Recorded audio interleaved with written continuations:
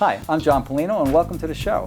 On the show we talk to restaurateurs and chefs about the things that happen behind the scenes that you kind of never get to know and why they're in the business. Today we have William Mordido and he's going to tell us about his life in the restaurant business. Hey William, thank you for having coming me on the show. Yeah. So you've been chefing for how long now? I'd say 10, going on 10 years or just over 10 years. Yeah. I started basically straight out of high school and went straight into an apprenticeship and been a chef since. So, you know, for the past few years, you've done a lot of pop-up nights, right? Yes. Tell me about those. Cool. So what we do is we try to do them every month where we essentially take over a venue and put on our own restaurant.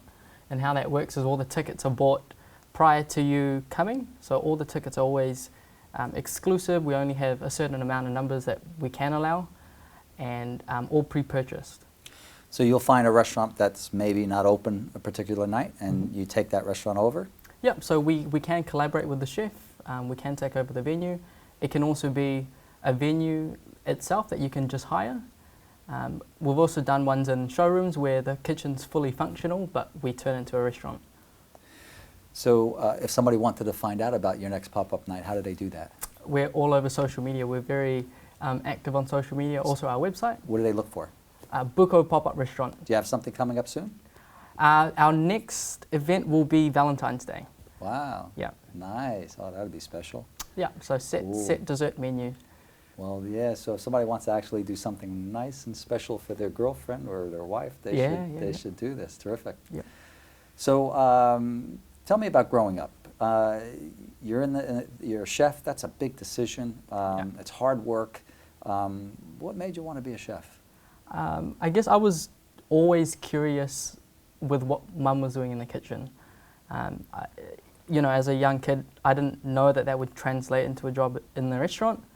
And then having worked in restaurants, I'm sort of looking more towards opening my own business, I guess. What that may look like, I don't have that figured out just yet, simply because I'm weighing out whether does this business look like a restaurant or does it look like something else. But yeah, I'm in an exciting stage of my career, I guess, where I'm exploring different things. Terrific. So Mom was a big inspiration. Yeah. So Mum was never a classically trained chef. She, cooked dinner for us every day. So I guess that's very different from the restaurant life, as you know. So you do a lot of her recipes? I take inspiration from all the flavors that I grew up with. Obviously, Mum was the chef of the house, and all the flavors that I grew up with, they formed the basis for a lot of my dishes. You know, I opened an Italian restaurant named after my parents and used all my mom's recipes. I had this case filled with her handwritten recipes, and I saved it. My parents are gone now, and I wish they would have been able to see something like that, but they were gone before I even opened them. Yeah. And but the customers, they really loved the fact that you were giving them something that really had meaning to you. Oh, absolutely. You know, when I would say, well, that's my mom's spaghetti and meatballs, or that's my mom's eggplant parmesan or whatever, they would, they would not only like enjoy it there, they would leave and tell other people. Yeah. And I would hear other people talking later on, oh yeah, I heard you're cooking your mom's recipes, how wonderful that is. People just loved it. They just enjoy it. I think there's so much more value in knowing like the story behind the food itself. It's no longer just, this is a pretty plate of food in front of me. A lot of people these days, especially with the pop-ups, they tend to wonder like, how did you come up with so and so and so and so, and then the story just carries on. You're really lucky that your mum wrote all her recipes. I mean, Mum just puts everything in a pot and it comes out amazing. Well, I don't think it had anything to do with my dad in the sense that my father was in the restaurant business. I grew up in a catering business. We did weddings. We had a big hall. I used to, from age 13, I was washing dishes and then cooking and then bartending and then waitering and hosting and all weddings. It was amazing. It was a great experience. I'll tell you, being a dishwasher cooking for 600 people was a great experience. Really, it makes you think differently. Yeah. And then, of course, working in the kitchen in the hard hours and all. which is hard business. But one thing my father told me, he said, because he asked me what I was going to take up in university. And I said, well, I wanted to take up hotel restaurant management. And he said, no, I don't want you in the restaurant business. Pick something else. Yeah. And I thought, and I said, all right, I'll be an actor. He said, forget about it, go into the restaurant business. But he said, you're never going to get married. And he was right. It wasn't until just last year that I got married. Wow. You know, it took me that long to finally have a relationship that accepted the fact that I was working every single night, you know, and on the weekends. How are you doing with that? I'm very much single. But no, you know, I'm not lonely or anything like that. I think with so much projects on the go and not just the pop-ups, I've got other stuff lined up. It keeps me busy enough. Yeah. But it's just one of those things. I don't sort of force that sort of stuff to happen. When it happens, it will happen. Well, it's hard when you're so busy and Yeah. you're working nights and all, and weekends and all. It's hard. The relationships, they kind of get tired of it. Yeah. You know, and it's incredible. They all do. They get tired of it. Yeah. It's crazy. So you know, you have a recipe for us today? Yes, I do. So this one, it's inspired by, again, one of Mum's desserts. It's a sago pudding, flavoured with coconut. So Mum's traditional one is served warm, but today I've done a play on it, and I'm serving it with an ube bavois and kaffir lime meringues and some mango compote for you. Yeah, this dish is real special to me because it was one that I designed for the Prime Minister. Which Prime Minister? Our Prime Minister, Jacinda Ardern. Really? Yeah. So yeah, just randomly out of the blue, I got a call saying that, you know, we've got this function that we want to cater for, and the Prime Minister recommended me to get a hold of you, and I just was standing there like, Wow. like I didn't know. Yeah, I didn't know the Prime Minister knew of me. So yeah, it was an honour. Yeah, it was a Wow, good that's honour. pretty good. Yeah. That's amazing. So we should get in the kitchen and I'm Absolutely. looking forward to Yeah, tasting this I'd dish. love for you to try it. Terrific. Yeah. So we're here at the Burns and Farrell Demonstration Kitchen, and we got Will is going to show us a special dish. I understand, Will, that this is inspired by your mom. Yes, so the base itself, I took from my mum's sago dessert, and I just thought I'd put my own spin on it. Oh, that's fantastic. You know, I love stories like that. So tell us about the dish, and let's start making it. Yeah, absolutely. So the base starts with sago, so I've boiled that until it's nice and translucent, and run it through cold water just to remove all that starch. And then to that I'm going to add a coconut mixture that's been sweetened slightly by just some sugar. So we'll just mix that up nicely. Let me know if you want me to do anything for you. Yeah, why not? Why don't I get you to dice some of our jackfruit? Oh, okay. Yeah. All of this or just some of it? I'd say 2 of those should be enough. Oh, okay. So yeah. Good thing I just washed my hands.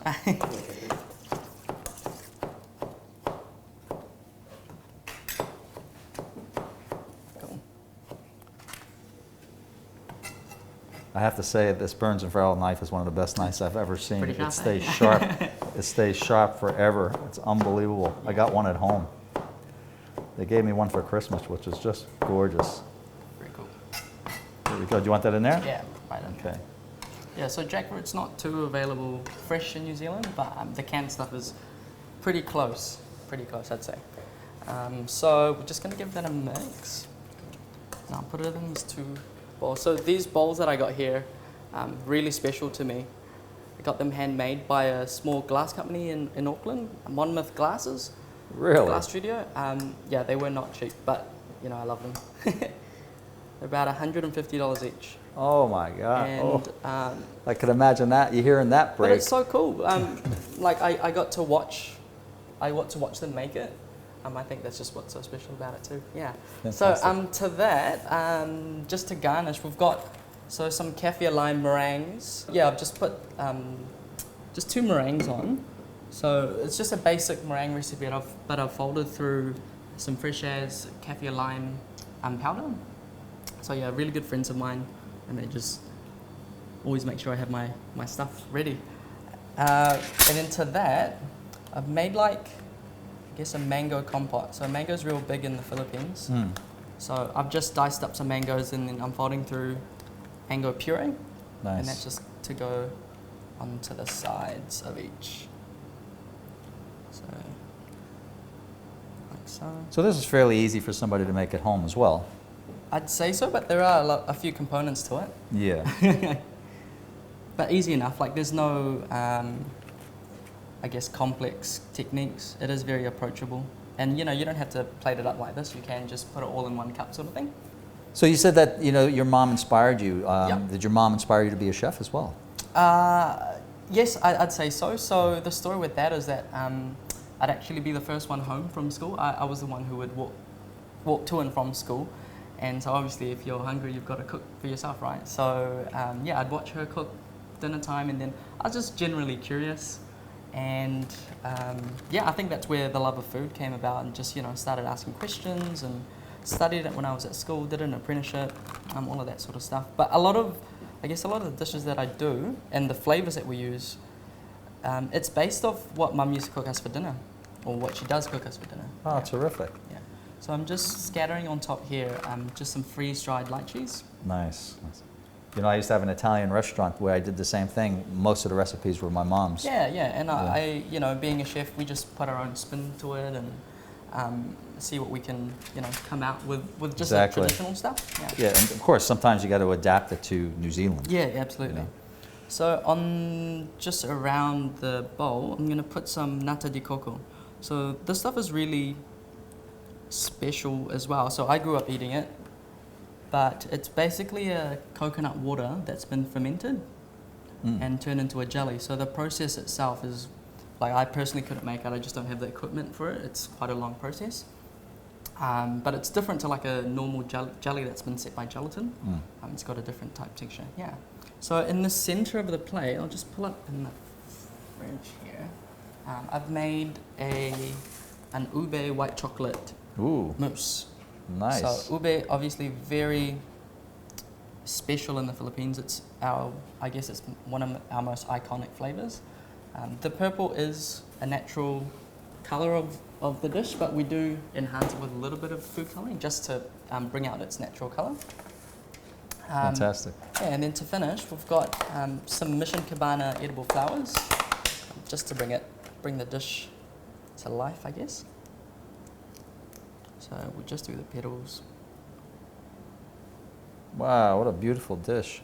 So is it easy for people to be able to source edible flowers? It's starting to get a lot easier to source edible flowers. This particular punnet that I got is from Mission Cabana. So they're a startup that's been around just for a few years, and they're based out in Pukekohe. Oh, fantastic. Yeah. Wow. So yeah, definitely grow their own flowers, no pesticides or anything like that. And it's all permaculture, so all the stuff that they grow is all kind of intertwined and mixed together. There's no like single rows of each flower, Right. I guess. Yeah. Terrific. Yeah, and then just to finish off, we've got our own Buko stamps, which we've made out of white chocolate, some Woodacre's white Nice. chocolate, That's beautiful. and just dusted it with some edible gold. Yeah. So that's my dish.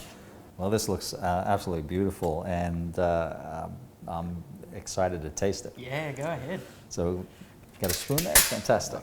Oh, terrific. So what should I take? Should I just dig right into Yeah, the try to have into the mousse and all? something of everything. Yeah. Okay.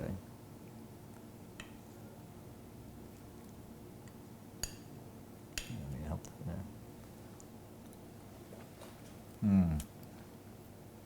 Wow, that is nice. Wow, that's delicious. Thank you. That is really nice. I'm sure our guests at home are going to love to have this recipe Yeah, absolutely. and impress their friends, Yeah. because that would be impressive.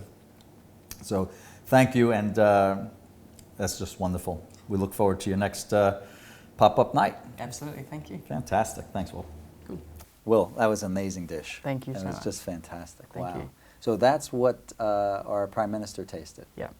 Incredible. Where was this event? So this was at St. Matthew's in the cathedral. So you can imagine there was no kitchen, basically. And I was very lucky because Burnt and Ferrell came on board and basically hooked me up with a full functional kitchen in a Really? cathedral. Yeah. How many people were you cooking for? 230.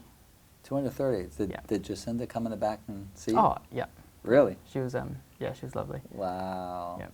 Wow. Did you ever find out how she found out about you? I don't actually. All I know is we follow each other on Instagram, so I guess you can see like the power of social media and Wow. yeah, just putting yourself out there. Amazing, amazing, amazing. So your parents, go back to your parents. How did they feel about you going to the restaurant business? Is that something your mom wanted to see, or your dad? Not at all. No. Yeah, I still remember the conversation, I guess, when I told them that this is the career path that I wanted. And I think they had a different plan for me because they knew that I could do other things. I was a relatively smart kid, did well in all my other subjects, economics and all the academically acclaimed subjects, I guess. So when I told them, I want to be a chef, I'm applying for an apprenticeship with Sky City, they weren't, the happiest parents. Wow. Yeah. Yeah, I used to do a lot of drawing, and I used to sketch things. Like, for instance, I was about 16, and I drew the whole front of my father's restaurant, which was a catering hall, and redesigned it. And years later, they actually did it. Mm. So my parents were like, you have to be an architect. And I'm like, I couldn't see myself sitting behind a desk. Right. I just couldn't. I enjoyed being up and walking around and talking to customers and all. So, yeah, so I chose that. Wow. So, Sky City, how long did you work for Sky City? So I did their 3-year apprenticeship program. Yeah, one of the hardest 3 years of my life, but I'll always be grateful for it because I learned so much and I grew so much as a chef, and it allowed me to travel so much through all the competitions that I had entered, and they were very supportive in that sense. So yeah, it was a good 3 years. Yeah, they train a lot of our chefs, don't they? Mm. Put a lot of chefs through Sky City. It's amazing. They've got a really good apprenticeship program, I'd say. Anyone who approaches me and asks me advice on, how do I actually become a chef, I always refer them to some form of an apprenticeship program. Mm. Yeah. Did you work for any of the top chefs over there? So I briefly did a stint with Peter Gordon because that was part of our apprenticeship program. But as I entered that restaurant, it was being closed so that the Sugar Club could open. Yeah.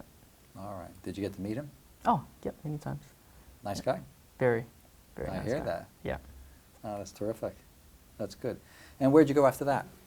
Sky City. So I went into Chico's restaurant. So the owner of Chico's was actually an executive chef at Sky City. Oh. And after he'd moved on from Sky, he wanted to open up his own place and tapped me on the shoulder. So how long ago did you start up this pop-up restaurant night? It's coming up to 2 years now. 2 years, yeah? Yeah. And how did you get started in that? So basically, I guess I was trying to solve a few issues that me and a few other chefs that have, we've been talking about what's broken in the restaurant industry, what are we not agreeing with and what's actually not working for us. So a lot of the chefs that I spoke to, it felt like such a repetitive process. We come in, do work, we'll produce the same thing, and then the menu will change seasonally.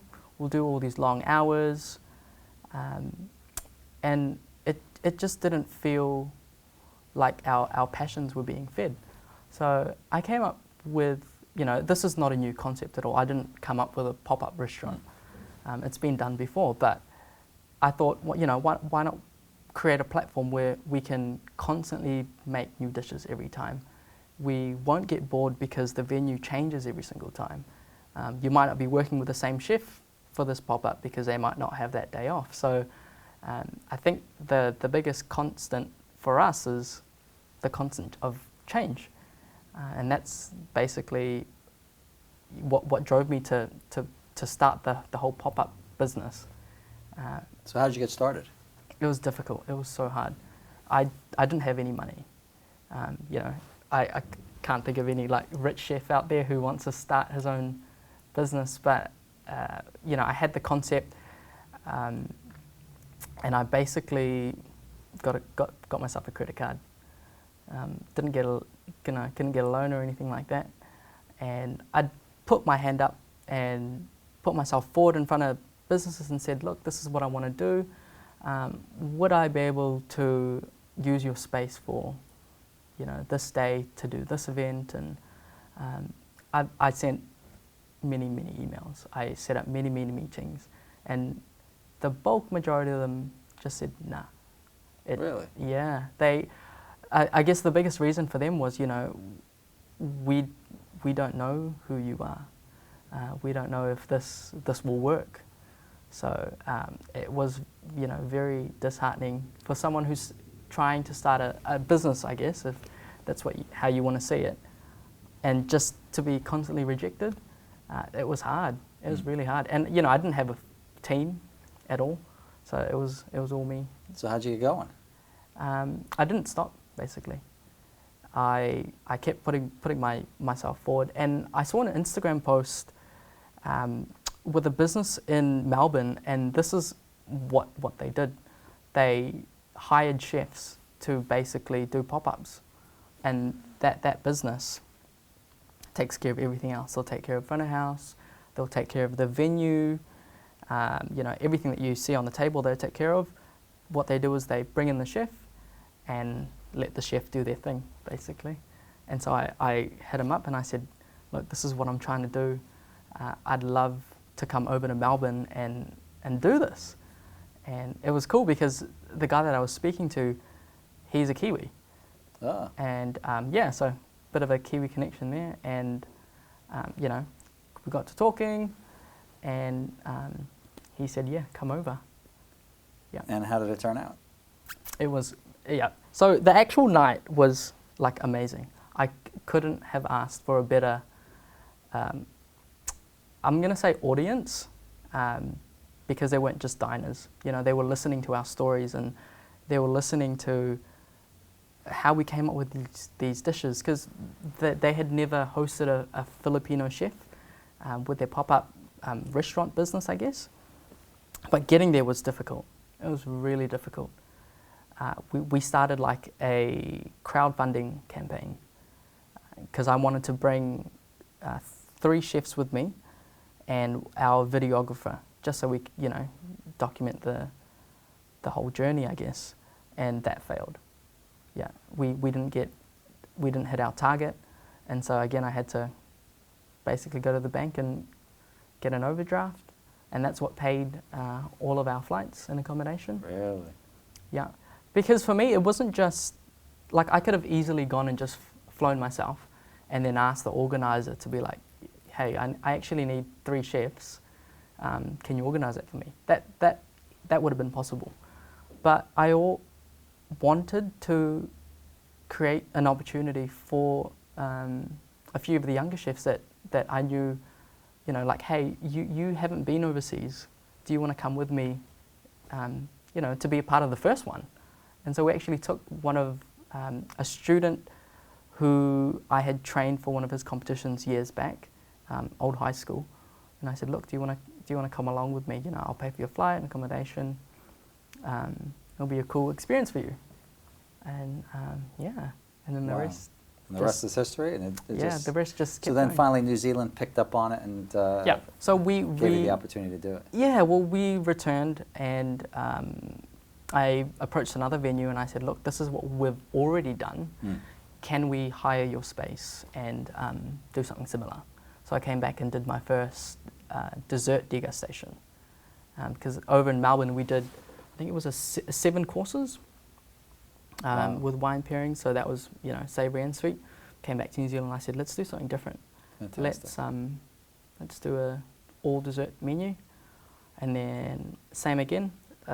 I essentially followed the same recipe.